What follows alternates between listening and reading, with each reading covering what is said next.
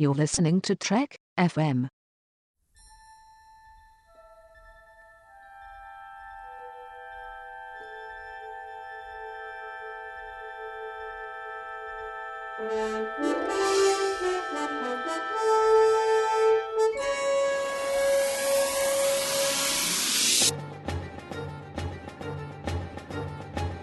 Hello and welcome to From There to Here, Trek FM's 50th anniversary rewatch of Star Trek, in which we look at all 729 episodes from beginning to end. I'm Mike from Stage 9.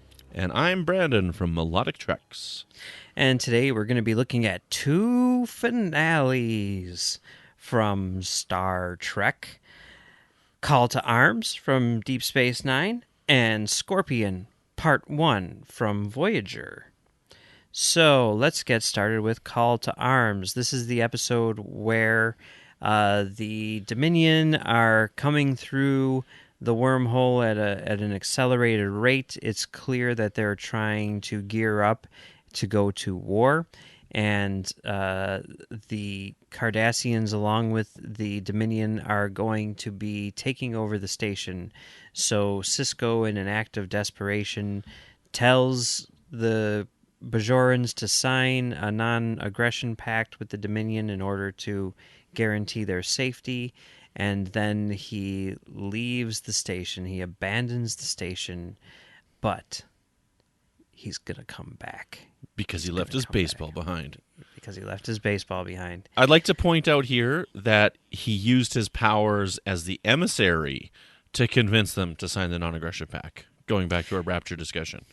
Yeah, but that, I think, this is more a case of, I don't think he's like, they will do it because I say so, and I have a big ego, and I'm the emissary. I think he's like, they're gonna listen to me because I'm the emissary, but I have a feeling he would have done the same thing if it were season 3, where he's like, all of this emissary stuff is a bunch of, nonsense, but I can use it to get people to do what I want them to do. You know what I mean? I don't know. I picture when he does that, and when he went down there, it was like He-Man from the 80s there, and he's like, by the power of wormhole. Sure, yeah, I'm sure he did that. And I'm sure all the Bajorans were like, oh my god, yes, we will totally sign this pact.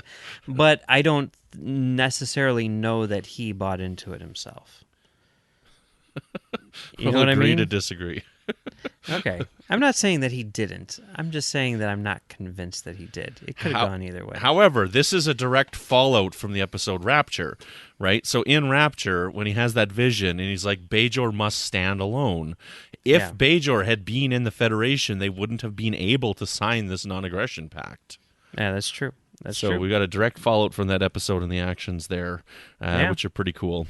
I love Sisko's line in this episode where he says, we're losing the peace, which means that war could be our only hope. It's such an interesting concept, and it completely changes the way you're looking at things, I think, right? Because who knows how long the Dominion would have kept sending ships through the wormhole had Sisko not forced their hand by starting to lay this mine. Mm-hmm. Which is pretty interesting, because they could have been, I'm sure they would have sent another 50 fleets in there, right? But who knows? Yeah. This episode is amazing to me. Like, I was watching it yesterday, and a lot of episodes of Deep Space Nine tend to blend together. I think of it much more as like a cohesive whole than I do in terms of individual episodes. Mm-hmm. But this one is a standout because it is epic. It is truly epic. And I'm watching it and I'm like, oh my God, oh my God, oh my God, oh my God. Look at what they're doing. Oh my God, this is amazing. They've got so many moving parts, so much going on. It's all building up to this thing where essentially they lose. It's kind of like the Empire Strikes Back of Deep Space Nine in a lot of ways. And it's such a great finale. It's such a great ending to what has been building for the entire season, and it's also a great sort of beginning for the next phase of Deep Space Nine. And there's so many moments. I mean, there's like the big battle.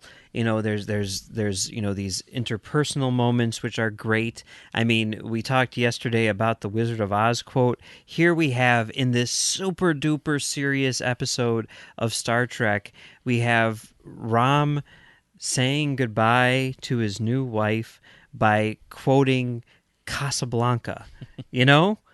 I mean, that's amazing. That's amazing. They totally pull it off. You've got, the Cardassians, winning, like we were saying. I mean, I think my favorite moment, and one of my favorite moments of all of Star Trek, is where they're like, okay, Kira, everyone's gone. And she's like, okay, execute Cisco program, beta, whatever. And then everything is just like, and like the entire station is basically just completely, destroyed in terms of like its general operations. It's such a badass move. I'm just like, oh my God, and just to do it with just like a line. Oh, this is perfection. This is perfection. I mean, I love this episode so much. And I mean, you want to talk about cliffhangers, okay? You've got your, Mr. War Fire cliffhangers, and you've got your part 1 of 2 cliffhangers, which we're going to be talking about in just a minute here. But this, to me, is like, I think, aside from maybe Best of Both Worlds, the best cliffhanger in all of Star Trek. And it's not even, it's a cliffhanger with the end at the end, right, essentially. Oh, so good. So good. I was going to say, this won't be the first time I say this today, but how do you compare this to the Best of Both Worlds as a finale? And like, Best of Both Worlds is great, but I mean, I think I prefer this as a finale because it's very different than the Best of Both Worlds. Like, with the Best of Both Worlds, you're like, okay, we need to destroy this Borg cube, and we're about to do it. And we're going to kill off Picard while we do this. And in this one here, it's like, we're leaving the station occupied with an enemy force, and you know that they're not going to be back for a while. You don't know how long it's going to be at this point, but Star Trek Deep Space Nine is about to become Star Trek Terok Nor, and because they're not even going to be on Deep Space Nine. Like, we find out later on, it's only for 6 more episodes, but they've just abandoned what the show is. Yeah, I mean, like Best of Both Worlds, it might be more of a more satisfying cliffhanger in that it's like, oh my God, like it takes your breath away. Like, oh my God, how are they going to end it here? I don't know what's going to happen. But like this, like it ends and you get the satisfying conclusion, and yet you're like, I have no idea what this show is going to be when it comes back. Yeah. It's not like, how are they going to get out of this one? It's, what are we going to be watching when it comes back? I have no idea what this show is going to be, and what it's going to be, spoilers, is freaking amazing. We're not going to get a chance to talk about it, but I just wanted to say that I'm glad when they came back to season 6, they didn't do anything weird like change the theme song, like what they did in Sons of Anarchy when they went to Ireland and they just did that really terrible version of their theme song. I'm glad they didn't do that, and we didn't get like a Cardassian opera epic for the main titles for 6 episodes. See, like I wish they would have done that. Like, I haven't seen Sons of Anarchy, but that like makes me want to watch it more. Oh. I mean, like it kind of reminds me of Battlestar Galactica, the season 3 finale of Battlestar Galactica, where actually this happened before the season. It happened a few episodes before the finale. A character dies, and then that person's name is not in the credits for the rest of the season, and then they come back later on, and it's like, oh, like, because for a minute there you're like, are they really dead? I don't know. Anyway, should we move on to the Delta Quadrant with Voyager and see how they're going to end their 3rd season? Yes, absolutely. But before we get started, I just have a question for you. Do you think this is better than the Best of Both Worlds Part 1? It's a weird thing. Like, if you were to just like show me this episode completely devoid of context, and you were to show me the Best of Both Worlds Part 1 completely devoid of context, I'd probably say like Best of Both Worlds is better as like a standalone single episode. But looking at this in the context of the series, I mean, I think that this is a better episode, I think. I mean, I mean, I don't even know if I necessarily need to qualify it. I think that this is a better episode than the Best of Both Worlds Part 1. Yeah. Well, we're talking about Scorpion. Oh, Scorpion. Yeah. Oh. You said before we get started. I thought you were talking about Call to Arms. Oh, yeah, no, this is totally not anywhere near as good as Best of Both Worlds Part 1. What do you think? I would agree. I'm not a huge fan of this this 2-part episode. Okay, this is the episode where basically they're going into, they find a portion of space where the Borg are not. And they think this is great, for some reason the Borg aren't here. We can, get through this little area and get away from the Borg, and we'll be good to go. And then they realize that the reason why the Borg aren't there is because there's a species which is even deadlier than the Borg. So now they need to team up with the Borg in order to get through this space and not die. And hijinks ensue. Yeah, okay. I mean, that's an interesting question. I mean, you're saying, is it better than Best of Both Worlds Part 1? In doing some informal research and whatnot, I was kind of surprised that if you look at most polls, most viewer polls, most critical polls, whatever, Scorpion is considered to be the best episode of Voyager. Yeah. Do you think it's the best episode of Voyager? No. I don't either. And like I watched it on September 8th for the 50th anniversary with that sort of in mind, and like almost back to back with Best of Both Worlds, and thinking like, why? Because I mean, it's not a bad episode. It's good. But like, is it as good as Year of Hell? No. Hell no, it's not as good as Year of Hell. What is it that, I mean, I don't know. I guess because there's the thing where it's like, they're even deadlier than the Borg. Yeah. Or maybe it's because of the introduction of 7 of 9.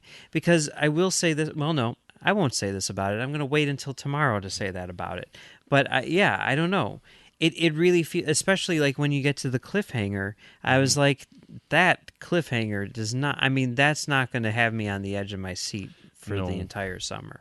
I know, like, and see, the interesting thing about this 2-part episode is it's airing exactly when the Best of Both Worlds aired. This is the season 3 finale, and they're using the same villain, the Borg, right? And I don't think there's as much justification for it. Like, everybody's like, yeah, we knew the Borg were coming, but I don't hate Species 8472. I think they're a neat idea and a neat concept, but it's this, somebody on one of these episodes, I think it was Lee Hutchison, was calling it the Worf factor, where it's like, you always have somebody beat up Worf so you know that they're very powerful, right? Because Worf's the most powerful guy on the ship. And it's like, so here we've got this alien race that they've brought in to beat up the Borg, so you know just how bad they are. They're way worse than the Borg. And I don't buy that Janeway would make a pact with the Borg and to try and eliminate this race of aliens, this species 8472. Oh, we'll use, we've got an idea using these Borg nanoprobes and stuff that we're going to kill these aliens for you. And it's like, I don't buy that she would do that. I mean, I can see it, especially since you've got Chakotay there saying like, have you heard this story about a scorpion? I mean, like that thing, because he's there, like, basically to give that perspective that you're talking about. I can see it because desperate times call for desperate measures, but I don't know. I mean, that wasn't my problem with it. I don't have a problem with it. I know I'm coming across as rather negative. I think it's a good episode. I think it's an interesting concept. I think it's done well, and I'm going to wait until tomorrow, because tomorrow we're talking about Scorpion Part 2, but tomorrow I'm going to talk about why I think this is an extraordinarily important 2-parter. But is it as good as everyone says it is? Mm-hmm. No, and that's the thing that sort of like confuses me. It's like when people say like Gone with the Wind is one of the best movies ever made. I'm like, what are you talking about? That's insane. And I mean, this is not nearly as bad as Gone with the Wind, don't get me wrong. But Is it one of the like elite level episodes of Voyager? No, it's not. Coming soon It's to not. our Patreon feed for our exclusive members who support us through Patreon will be Mike and my commentary for Gone with the Wind. That movie's 4 hours long. By the way, though, the cinematographer on Gone with the Wind is the guy who shot Where No Man Has Gone Before. So Epic. there you go. So you've heard all the rumors about who was going to die and who they thought they were going to get rid of and whatnot. They thought they were going to get rid of Garrett Wang, but then he ended up being on the cover of some magazine and as some important person. So they're like, well, we can't get rid of him now because he's important. One of the sexiest men on the earth, I think is what it was. Right. But going into tomorrow, over the summer, I knew that it was going to be Kes. Mm-hmm. So, spoilers nowadays, and spoilers are such a huge thing, but going into part 2, it was all over everywhere that Kes was going to be the person that was leaving. Did you know that when this episode aired? Did you know that it was going to be Kes? Yeah, I knew. I Yeah. knew, and that is the thing. I mean, like I think I talked about this. Maybe I've talked about this a million times, but in regards to like generations, like my goal in life when I was 14 years old, leading up to the release of Generations, was basically to find out as much information as I possibly could about that movie. And I knew that the ship was going to crash, and I knew that Kirk was going to die, and I knew everything. And the idea of a spoiler was kind of ridiculous to me. It never entered my mind. I even remember like talking to my friend who hadn't seen it yet and saying like, oh my God, there's this part in this movie. And he's like, don't tell me. And I'm like, what? Why? And he's like, I want to see the movie. And I'm like, well, yeah, I mean, obviously, it's like I've been telling you it's so good, but I'm going to tell you this thing, and then you're going to want to see it even more, right? And he's like, no, shut up. and it's like I found, I mean, on one of my other shows, one of the things I loved doing was going back and finding old Cinescape magazines from the 90s and reading stories about like upcoming movies, and hearing like what they were saying was happening, and then tracking whether or not it was real. And one of the things that I found in one of these magazines was a set visit for Batman Forever, where they're talking to Joel Schumacher, and this is like a year before the movie came out. And right there on the set of the movie, Joel Schumacher literally explains the entire plot of Batman Forever to this journalist, who then publishes it a year before the movie even comes out. Nobody cared. Like, spoilers are a brand new thing. What happened? What do you think happened? I think the internet happened and it became overload, and finally people started pushing back and saying like, we need to at least have something be a surprise, because even though Joel Schumacher told this journalist, and this journalist published it in a magazine, the percentage of the audience going to see that movie who read that magazine was super small. Now there's a spoiler about something, and it is all over the internet. You can't avoid it, even if you want to, I was so upset because I think it was in the middle of season 5 for the break for Walking Dead, and a character died at that episode 8, right? I hadn't watched it yet. 15 minutes after the episode aired, the Walking Dead official Facebook page posted, "Rest in peace, this person." I'm like, you got to be freaking kidding me. Yeah. The episode is 50 minutes old. I don't have a chance to watch it, right? Yeah, nobody's watching it live, right? Right. Everybody heard of PVR? Like, I've got kids to put to bed. Yeah, it's later than my kids are in bed, but I'm just saying I didn't have a chance to watch it at that second. And the actual Walking Dead page spoiled who died in that episode. I'm like, you have got to be kidding me. Yeah. So I don't know. I remember. I know exactly it. I knew going into Generations, and it didn't affect my enjoyment of that movie. I knew Kirk was going to die. I knew the ship was going to crash, and it didn't affect my enjoyment. But now I don't want spoilers at all. Yeah. So it's interesting. I feel the same way. It's weird. Yeah. All right. Well, we need to get out of here because we've been talking way too long about these 2 episodes. So, Brandon, where can people find you on the internet? Well, when I'm not battling the Borg, you can find me on Twitter at Brandon-Mutala. You can find me poking my head up in the Babel Conference, and you can find me hosting new episodes of Melodic Treks. And when you're not worried about being written off of Stage 9, where would people find you? I guess they would find me on Stage 9. And you would also find me on Twitter at Mumbles3K. Excellent. All right. Well, that's it for today. tomorrow we will be back with part 2 of Scorpion, as well as the second episode of season 4 of Voyager, The Gift.